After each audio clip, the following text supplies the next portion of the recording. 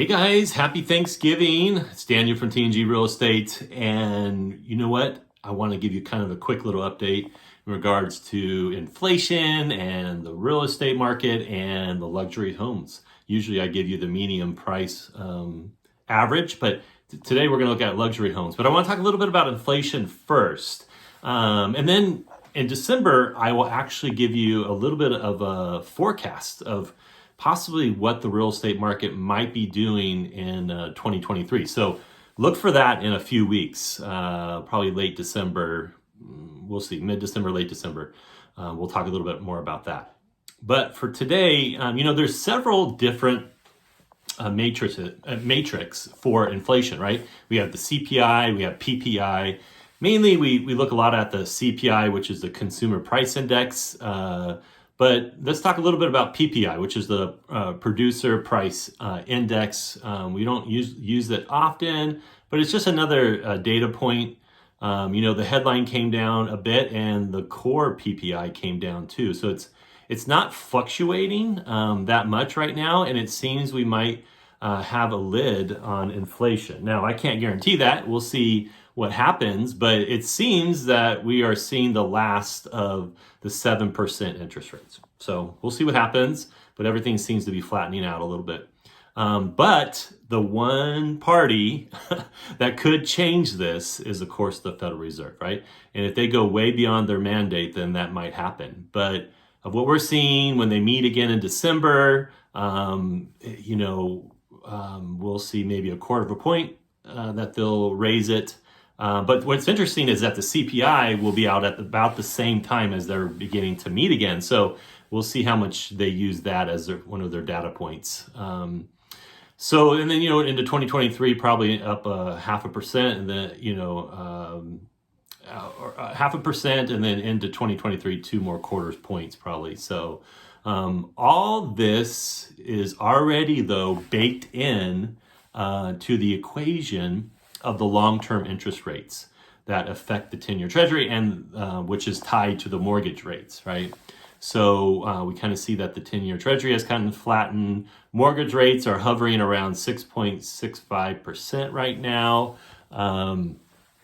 It's going to take some time for the inflation to come down. Now, the Federal Reserve, Bullard said that rate hikes had only a limited effect on inflation. Now, I think he's being a little bit disingenuous about that because, he sees some cracks in the economy. But again, as I mentioned earlier, there's a lot of flattening happening.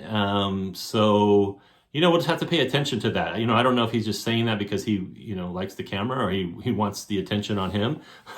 But we'll see. We'll see what happens as we head into 2023.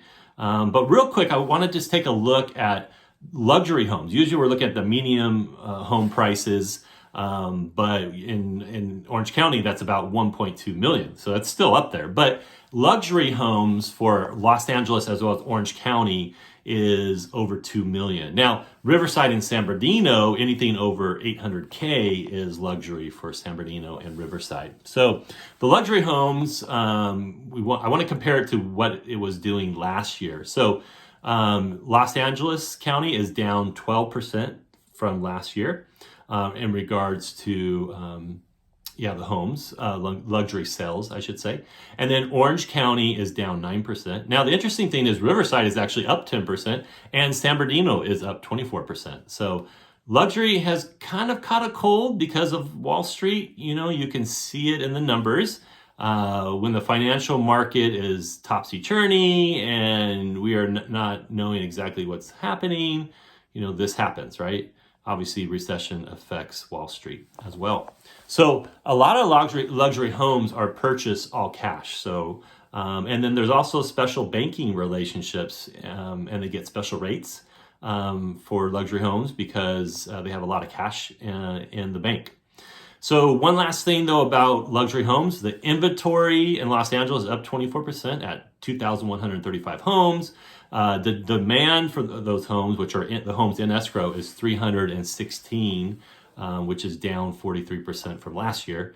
Market time is about 203 days on the market, Last year, it was only 98 days on the market. Pre-COVID, though, it was around 239 days on the market. Orange County, and I'm not going to talk, just for the sake of time, I'm not going to talk about Riverside and San Bernardino, but if you live there, or if you're interested in more details about that, just DM me and or email me, and I will get back to you quickly about those counties. But the last one is Orange County. It's up 70%, which is 775 homes on the market, and only 135 are in escrow. So it's down. That's down from last year at 44%. The market time's 172 days compared to last year is only 57 days on the market. Pre-COVID, though, is 370 days on the market. So there you go, the luxury market and a little bit about inflation. So I hope this helps. Reach out to me if I could be of any service to you. I hope you guys are doing well. God bless.